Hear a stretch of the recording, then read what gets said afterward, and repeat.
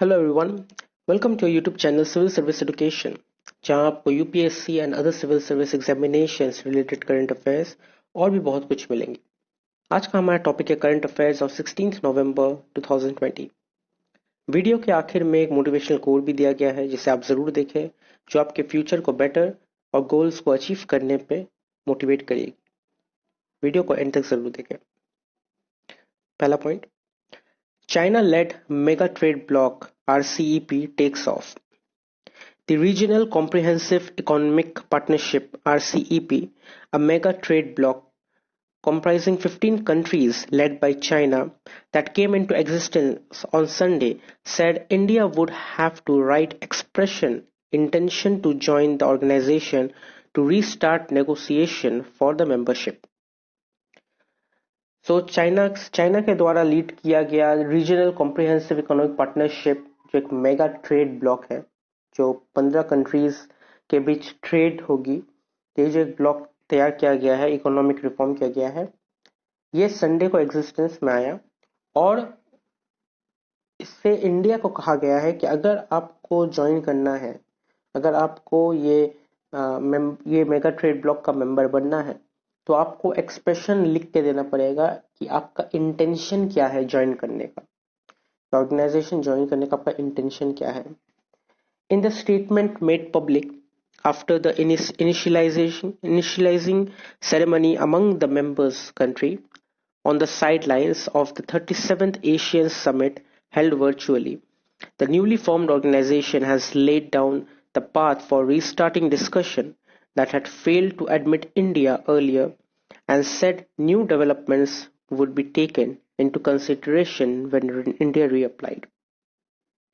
So, ये 15 countries के बीच में ये इनिशियलाइजेशन हुआ है सेरेमनी का, जो कि 37 एशियन समिट में हेल्ड किया गया था, वर्चुअली हेल्ड किया गया है ऑनलाइन में।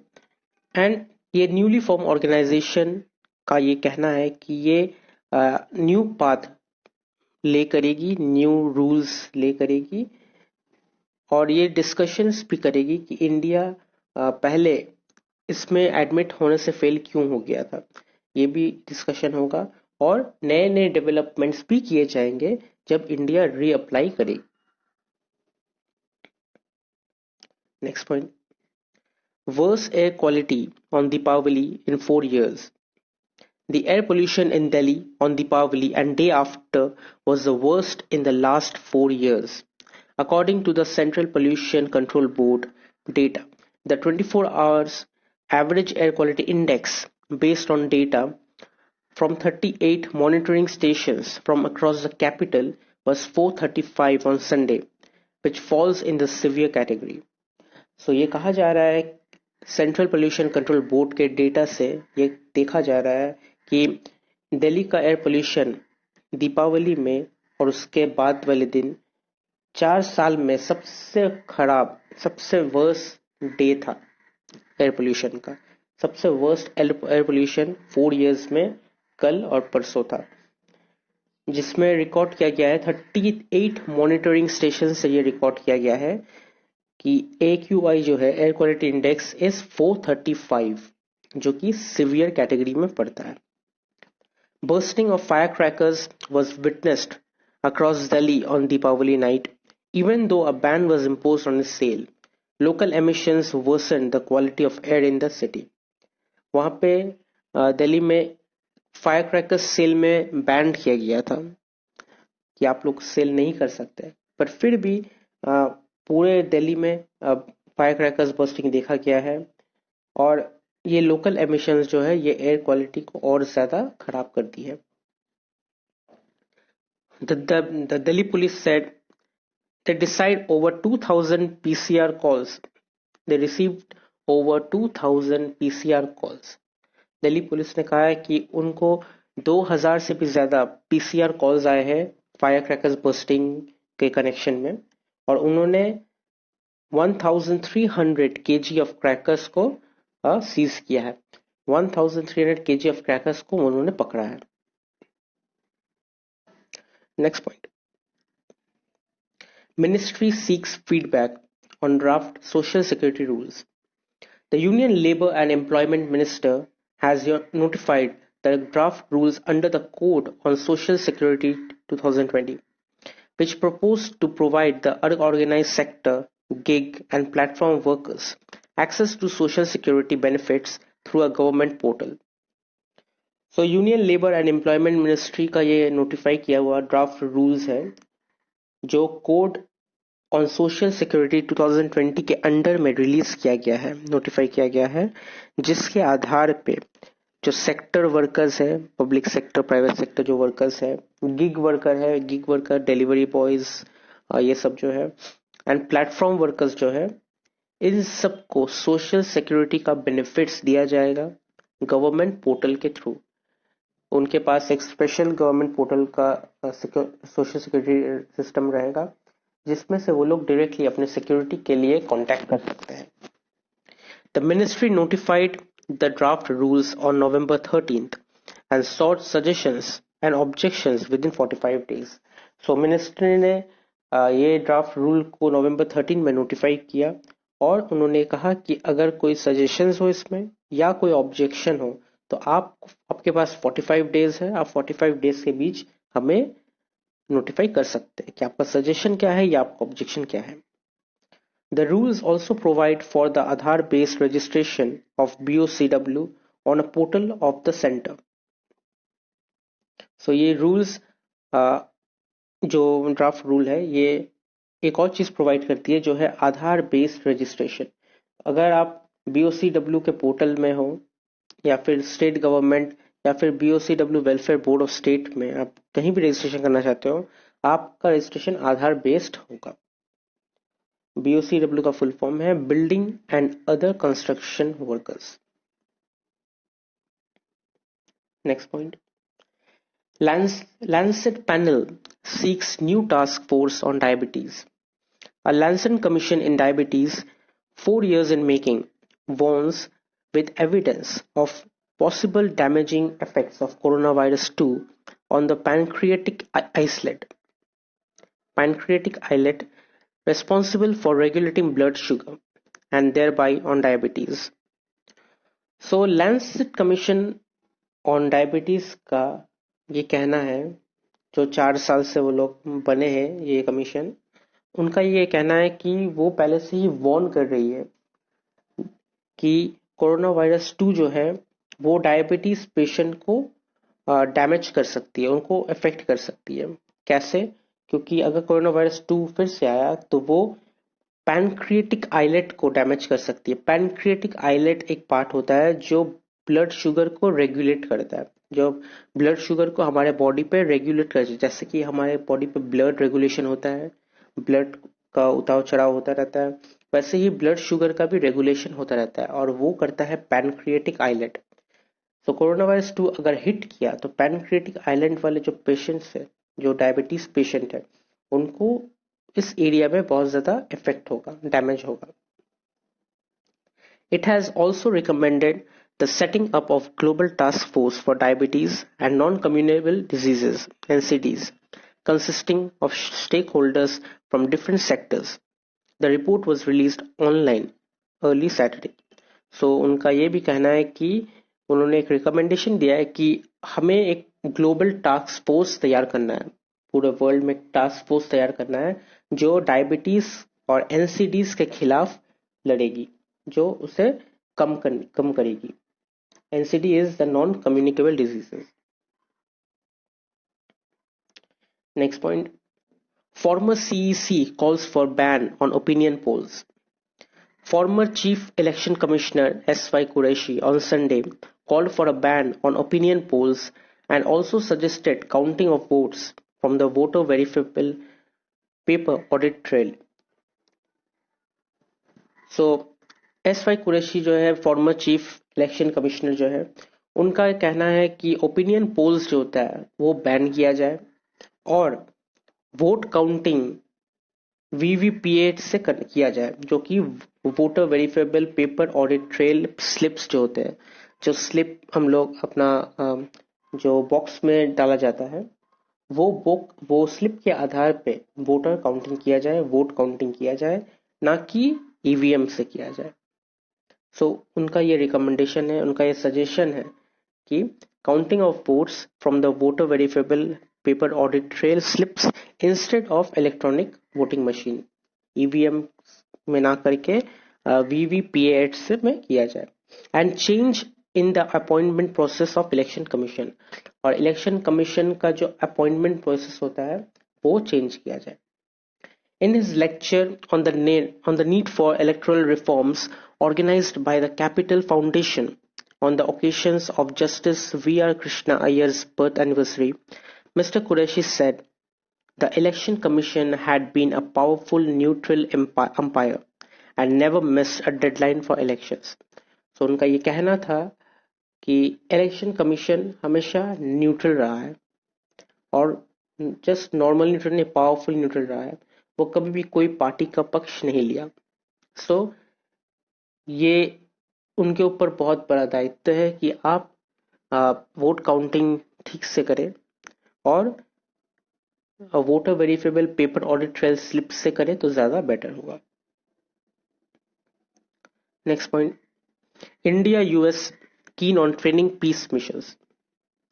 With China significantly scaling up its troops contribution for United Nations peacekeeping missions, India and the US are looking to undertake training of military personnel for the missions from Southeast Asian countries on the lines of the ongoing initiative for African countries. जहाँ पे China United Nations peace keeping में अपना troops को contribute कर रही है missions के लिए, इंडिया और यूएस भी अपना ट्रूप्स और मिलिट्री पर्सनल्स को ये मिशन के लिए तैयार करेगी, जो साउथ ईस्ट एशियन कंट्रीज के लाइन में रखे हुए अफ्रीकन कंट्रीज में जो इनिशिएटिव चल रहा है उसके आधार पे ये मिशन करेगी इंडिया और US. India has consistently been among the top troop contributing nations to the UN. India हमेशा टॉप में है जो यूएन में अपना ट्रूप्स कंट्रीब्यूट करती है, अपना सेना कंट्रीब्यूट करती है, and is the fifth largest with 5,424 personnel in 8 countries. The US, on the other hand, had never contributed ground troops but contributed 27% of the UN peacekeeping budget.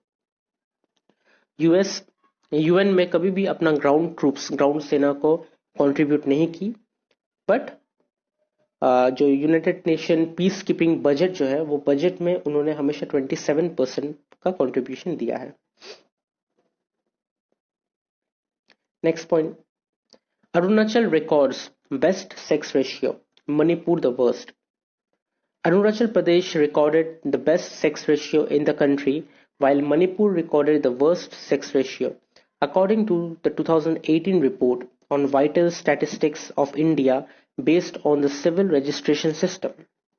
So, ये जो 2018 का report है vital statistics of India based on the civil registration system, इसके आधार पर देखा गया है कि अरुणाचल का सेक्स रेशियो सबसे बेस्ट है और मणिपुर का सेक्स रेशियो सबसे वर्स्ट. तो ये सेक्स रेशियो है क्या? सेक्स रेशियो है पर 1000 मेल में कितनी फीमेल जन्म ले रही है. 1000 मेल में अगर रेशियो किया जाए, 1000 मेल के रेशियो में कितनी फीमेल बर्थ हो रही है, कितनी फीमेल जन्म ले रही है. So the sex ratio at birth is number of females born per 1000 males. सो ये देखा गया है Arunachal Pradesh recorded 1084 females born per 1000 mails. 1000 mail के आधार पे अरुणाचल प्रदेश में 1084 फीमेल जन्म ली है. तो ये रेशियो है 1000:1084. सो अरुणाचल प्रदेश का सेक्स रेशियो बहुत ही बेस्ट है. Followed by Nagaland 965 female, Mizoram 964 females, Kerala 963 females and Karnataka 957 females. So इन सब जगह की रेशियो बहुत ही अच्छा है, 1000 और 900 के बीच में है ये ratio. The worst was reported in Manipur. Manipur में सबसे वर्स्ट रिपोर्ट किया गया है जो है 757 वुमेन. अगर 1000 मैन हुआ है, 1000 मेल का बर्थ हुआ है तो 757 फीमेल बर्थ हुआ है. सो ये रेशियो 30% का रेशियो है। सो ये बहुत ही वर्स्ट सेक्स रेशियो है। उसके बाद Lakshadweep 839 women and Daman and Diu 877 women, Punjab में 896 एंड गुजरात में 896 वुमेन बर्थ हुआ है। Delhi recorded a sex ratio of 929 female, Haryana 914 and Jammu and Kashmir 952। सो यहाँ का भी सेक्स रेशियो अच्छा है, बहुत ज्यादा खराब भी नहीं है। Next point, India among 6 countries with highest tally of infants who didn't get measles vaccine. India was among 6 countries with the highest number of infants who had not received the vaccine against measles. While the contagious viral disease surged worldwide in 2019, reaching the highest number of reported cases in 23 years. Last year, according to new report of the World Health Organization and US Centers for Disease Control and Prevention. So World Health Organization WHO and US centres for disease control and prevention के report के आधार पर यह देखा गया है कि India में 23 years में सबसे ज्यादा मीजल्स रिपोर्ट किया गया है, चिल्ड्रन में मीजल्स रिपोर्ट किया गया है, क्योंकि इंडिया वाज अमंग 6 कंट्रीज जिसमें इन्फेंट को मीजल्स बहुत ज्यादा होती है और वो लोग को अभी भी वैक्सीन नहीं मिला है इसका। A total of 1.2 million children did not receive the first dose of measles containing vaccine, जो MCV1 वैक्सीन है। 1.2 मिलियन चिल्ड्रन को ये वैक्सीन का फर्स्ट डोज नहीं मिला है। In 2019 in India, accounting for nearly half of the world's total along with the remaining 5 countries. देखा जाए तो ये इंडिया का 1.2 मिलियन जो है वो almost half of the world का जो चिल्ड्रंस है जिसे वैक्सीन नहीं मिला। नाइजीरिया में 3.3 मिलियन चिल्ड्रन को वैक्सीन नहीं मिला। इथोपिया में 1.5 million, democratic Republic of the Congo वहां पे 1.4 मिलियन, पाकिस्तान में 1.4 मिलियन एंड फिलीपींस में 0.7 मिलियन चिल्ड्रंस को ये वैक्सीन नहीं मिला अब तक। Next point, how to end air pollution. Every year as air pollution spikes in North India around Diwali, the media is full of it. Various forms of government and judiciary takes notice and announce a flurry of activity. By February, the media attention disappears. It seems that nothing is achieved. Pollution gets worse every year and is not a solvable problem. So हमेशा हर साल देखा जाता है कि दिवाली के specially winter के time, specially from October to December, ये जो टाइम होता है इस टाइम में एयर पोल्यूशन का स्पाइक देखा जाता है। नॉर्थ इंडिया में बहुत ज़्यादा ही एयर पोल्यूशन होता है और ये टाइम में स्टबल बर्निंग किया जाता है, फिर दिवाली होता है और मीडिया यही स्पेशली दिवाली के टाइम मीडिया बहुत ज़्यादा अपना न्यूज़ दिखाती है कि फायर क्रैकर्स बैन करना चाहिए, इसकी वजह से एयर पोल्यूशन हो रहा है। लेकिन जैसे ही फरवरी आती है तब हर मीडिया सब खत्म हो जाती है, कोई कुछ अटेंशन ही नहीं देता, सब डिसअपियर हो जाता है, ऐसा लगता है कुछ अचीव नहीं किया गया है, एयर पोल्यूशन खुद ब खुद चला गया, that is okay, that's fine, कोई मेजर नहीं लिया जाता है, सब भूल जाते हैं। फिर जब अक्टूबर वापस आती है तब फिर से ये सब स्टार्ट हो जाता है। सो इसे कैसे रोका जाए? Actually, some progress has been made as a result of public and media attention and government action, just not enough yet. So फिर भी बहुत सारा प्रोग्रेस किया गया है, नए नए कमीशन बनाए गए हैं, नए नए बैन लगाए गए हैं, बहुत कुछ किया गया है, बट स्टिल ये प्रॉब्लम सॉल्व नहीं हो रहा है, ये इनफ नहीं है। And pollution is very much a solvable problem. It just cannot be solved on an emergency basis. It has to be dealt with firmly and gradually. If this is done, it can be brought down to developed country levels within few years. So ये जो pollution है ये solvable problem है, ऐसा नहीं है कि हम इसे solve नहीं कर सकते, लेकिन ये solve करने में थोड़ा टाइम लग सकता है आपको फर्मली, आपको ग्रेजुअली ये आगे बढ़ना है, स्टेप बाय स्टेप आपको ये रोकना है। आप इसे एक बार में नहीं रोक सकते, आप एक बार में कभी नहीं रोक सकते। सो सिर्फ फार्म बर्निंग, स्टबल बर्निंग या फायर क्रैकर्स की वजह से ये पोल्यूशन नहीं होती है। ये पोल्यूशन होने का बहुत सारा रीजन है, जैसे कि इंडस्ट्रियल वेस्ट को जलाना, व्हीकल्स एमिशन जो होता है, पेट्रोलियम का जो एमिशन होता है, थर्मल पावर प्लांट से जो एयर पोल्यूशन होता है, ये सब इम्पोर्टेंट फैक्टर्स है एयर पोल्यूशन का। अगर हम इसे रोक पाए तो स्टबल बर्निंग को भी रोक सकते हैं। जो स्टबल बर्निंग है उसे भी हम लोग डिकम्पोज कर सकते हैं। डिकम्पोज करने से सॉइल और फर्टाइल होगी और हमें इसे जलाना भी नहीं पड़ेगा, जिसकी वजह से एयर पोल्यूशन भी नहीं होगी। एंड उसके बाद दिवाली में आप अगर क्रैकर फटाएंगे भी तो भी इतना पोल्यूशन नहीं होगा जितना अब होता है, बिकॉज पोल्यूशन ऑलरेडी है। अब पोल्यूशन होते हुए भी आप अगर पटाखे चलाएंगे तो और ज्यादा पोल्यूशन होगी। बट इंट्रोड्यूसिंग ग्रीन क्रैकर्स, जो एनवायरमेंटल फ्रेंडली क्रैकर्स है, एनवायरमेंटल फ्रेंडली पटाखे, आप उसे फटाएं, आप उसे इंट्रोड्यूस कराएं। तो there are many reasons to end this pollution, there are many ways to end this pollution। बस उसे एक स्टेप बाय स्टेप ग्रेजुअली करना पड़ेगा। आप एक बार में हर चीज में बैट लगा के ये नहीं कर सकते।